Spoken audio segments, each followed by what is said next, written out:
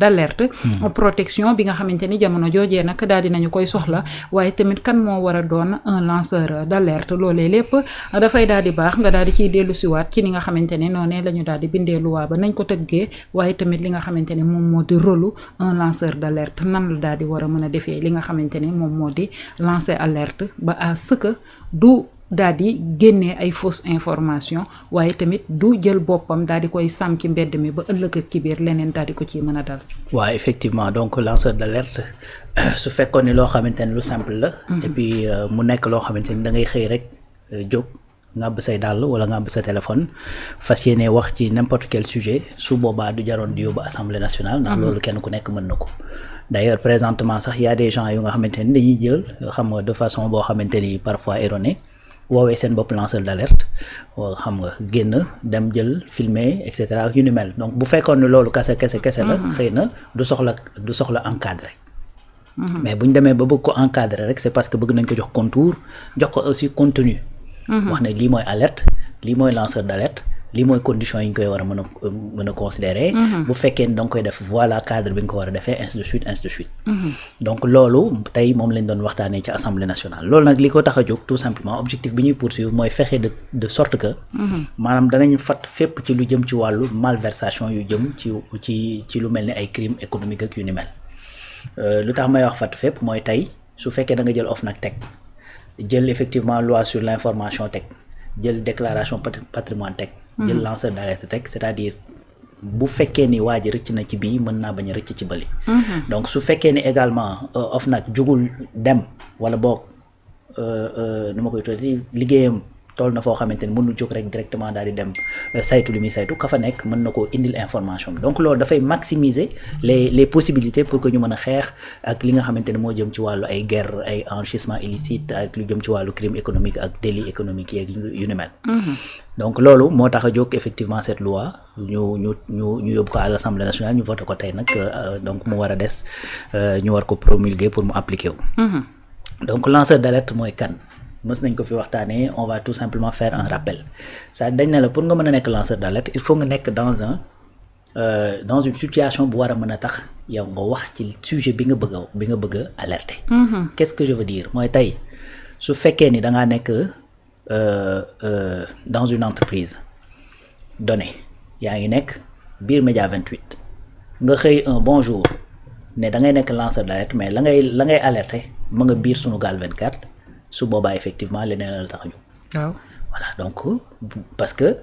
loolu mooy def la différence entre tey jii ki nga xamante ne c'est un lanceur d'alerte ak ki nga xamante ne c'est un journaliste. ak ki nga xamante ne dafa woote boppam activiste. parce que xaw nañoo nduroo. effectivement ndax un journaliste bu fekkee da nga ñëw ba mu am ay sources am bu fekkee ne génne na ko ba divulguer ko c'est-à-dire ci biir liggéey information muy def alerte da ciy bokk. lu dëgg donc su fekkee ni léegi nag yow dañ laa jël bàyyi la noonu mais sinon.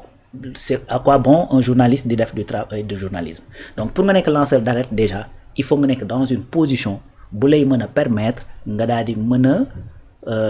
nu ma koy tuddati alerter par rapport ak li nga xamante ne moom nga bëgg a jooyal donc moo tax boo xoolee texte bi dafa ne un lanceur d'alerte est défini comme une personne physique qui dans le cadre de ses activités professionnelles signale communique ou divulgue de bonne foi des informations relatives à un crime ou délit financier, une menace ou préjudice à l'intérêt général, une violation ou tentative de dissimulation concernant la gestion des finances publiques ou privées. Donc, jàppal ni il faut nga nekk une personne physique boo xamante ne dans le cadre de tes activités professionnelles ci ngay alerter wala nga communiquer wala nga divulguer une information boo xam ne da nga koy def c'est de bonne foi boo koy def. Pourquoi c'est de bonne foi maanaam loolu defoo ko ngir tey jii mënumaa nekk par exemple fii nga xamante ne mooy Média 28. bëgg a occuper poste de directeur ma dem sosal wala informer opinion bi ak ci lu demee noonu loo xamante ne dafay yàqal ki bii directeur ngir ma mën a jël place am loolu c'est pas de bonne foi. waruma ko def également ngir am ci ay gains que ça soit financier que ça soit lu mënti doon n'est-ce pas donc loolu mooy li nga xamante ne mooy statut lanceur d'alerte bi. donc dafa nekk loo xamante ne il faut boo koy def nga def ko de bonne foi et il faut nga nekk dans une position qui te permet d'avoir accès à l'information. du man maay ñëw fekk la yow jox la information bu concerne man fa may liggéeyee ngir yow nga mën koo génne wala nga mën koo divulguer ça se passe pas comme ça sinon effectivement c'est du travail de journalisme. léegi nag ci biir am na ay spécificité yoo xamante dugal nañ ko ci parce que man aussi mën naa nekk fii bëgg a wax benn affaire peut-être aw ma moyen yu ma jotee ci ñoo xamante ni mën nañ koo dégg ma jaare par des organismes ak yu mel noonu wala ma jaare par ce qu'on appelle un référent parce que dafa am ñaari affaire yu ci am dafa am soit booy divulguer information bi da nga koy jaare par un référent wala nga jaare ko effectivement par l'OFNAC n'est-ce pas xam nga benn jour ñi ngi waxtaanee fii maanaam même bu lanceur d'alerte bi amul boo amee loo xamante ni da nga ko war a wax te mu nekk lu war a mën a defar te mu mën a créer danger wala jiixi jàqa c'est-à-dire boo koy wax da ngaa war a dem fa nga ko war a waxee boo demee ba foofu amul nag solution amul pexe nga soog koo génne ci penc mi cette loi là dafay prévoir loolu da lay wax ne la par exemple bu fekkee da nga jaar par sa référent wala nga jaar par OFNAC bu fekkee da nga fa déposer bu dee référent bi traité wul dossier bi dans les 2 mois wala OFNAC traité wul dossier bi dans les 3 mois yow lanceur d'alerte bi am nga droit divulguer l'information n'est-ce pas donc ce qui veut dire que là dafay jox contrainte ña nga xamante ni ñoom fa la ñuy dem di boole ngir effectivement ñooñu mën a def ce qu'il faut pour mën a traiter le dossier n'est-ce pas beneen affaire également mooy lu yëpp bu amee mooy que ni état nag su boobaa muy ñëw taxaw ci wetu lanceur d'alerte bi ngir fas yéene koo protéger ko ba nga xamante ni du am représailles ca fa muy liggéeyee ndax bu fekkee ne da ngaa divulguer ay information ba ñu xam ne yow yaa ko divulguer wala ñu njort ne yow la ka nga xamante ni moo lay liggéey la mën na laa dàq su boobaa dafay am interdiction formelle mu dàq la ci entreprise ba nga nekk dafay am interdiction formelle mu def de la discrimination sinon également état mën naa wëlbatiku dal ci kawam parce que loolu mooy tax nit ñi di ragal di dénoncer yenn yi parce que da nga naan su ma dénoncer ñu dàq ma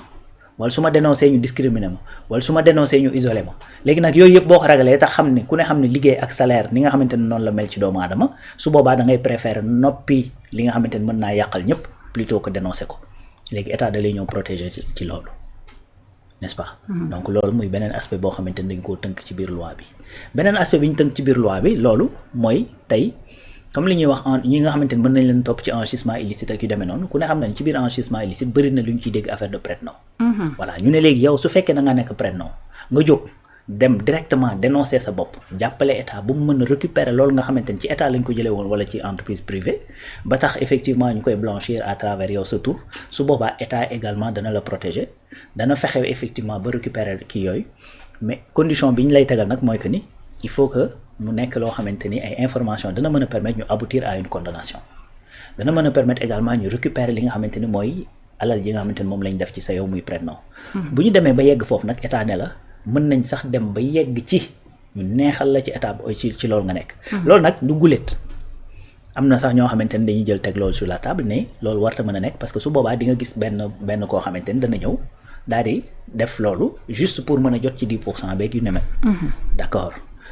loolu loo xamante ni lu am la mais lanceur d'alerte wala boog témoin boo xamante ni dafay ñëw am neexal loolu du guléet pourquoi je dis du guléet tey boo demee par exemple fii di aux États-Unis am na programme boo xamante ni c'est programme de protection des témoins la des fois da ngay gis koo xamante ni sax c'est un ancien kayit bandi la woon dëggantaan ba ñu xam ne kii bandi la bokk na ci mafia ba ñu xam ne kii mi ngi ci mafia bi pourtant bu ñëwee mën nañ ko defal effectivement ay accord au niveau de la justice pour effectivement soit wàññi ay penam soit bañ ko tëj du tout soit sax jël ko dem protéger ko changer ko tour changer ko identité changer ko dëkk jox ko ay yeneen prérogative ben loolu bu dul neexal xaw ma lu mu doon n'est-ce pas donc voilà effectivement loolu du guléet en réalité loolu laa bëgg wax effectivement maintenant lu lay motiver la pour nga mën a dénoncer loo xamante ne danañ ci mën a gagner plus parce que tey su fekkee ni yow dangaa ñëw dénoncer woo sa bopp mënuñu la jàpp nga toog ci alal ji di ci bànneexu ben su fekkee ni alal jooju nga naroon bànneexoo mën nañ cee récupérer 90% ci alal jooju man je pense que c'est 90% de quelque chose c'est mieux que 100% de rien du tout donc voilà en gros li nga xamante ne moom lañ tënk ci loi bi mooy que ni danañ protéger personnes yi nga xamante ne dañoo loolu léegi nag loi bi aussi li mu bëgg a éviter ba moo protection yi mu mettre en place et tout ça c'est-à-dire teg na ci aussi loo xamante ni pour éviter ce qu'on appelle la délation wala li nga xamante ne mooy diffamation wala li nga xamante ne moom mooy diffusion de fausses nouvelles ak et cetera ak yu ni mel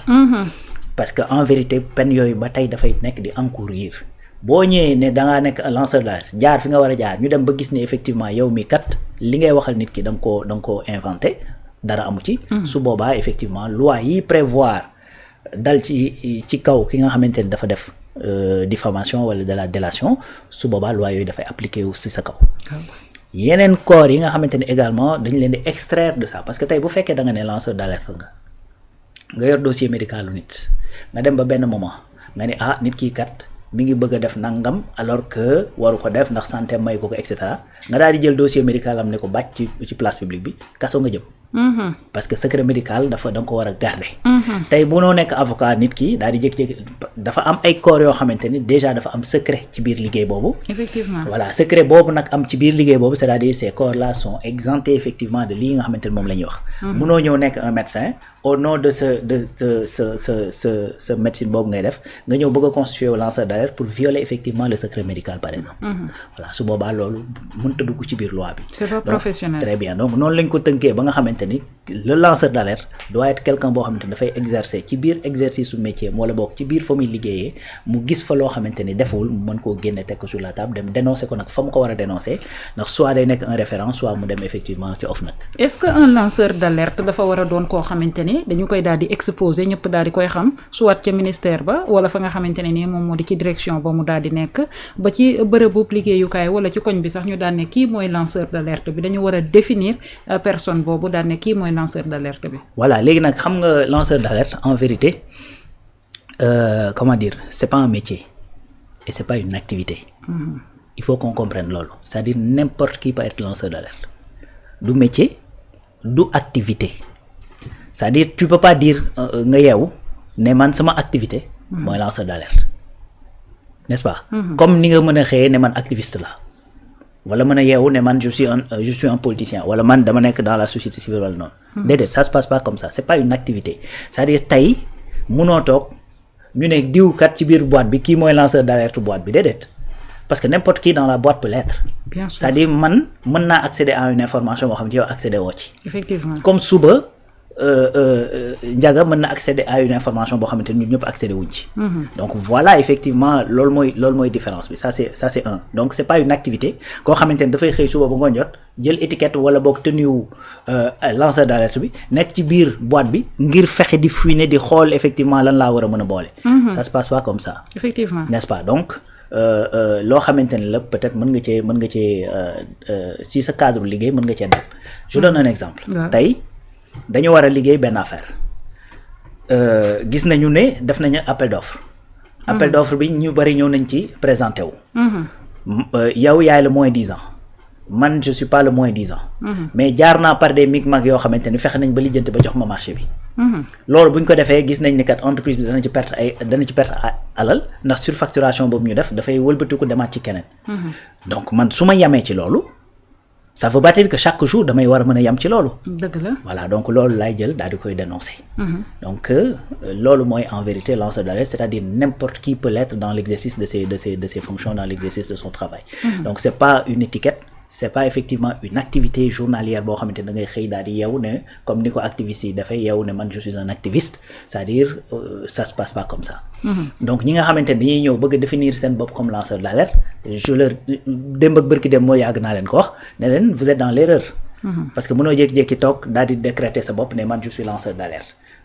ça se passe pas comme ça. sinon tu es même dans la délation n'est-ce pas donc mi ngi noonu léegi nag maa ngi gis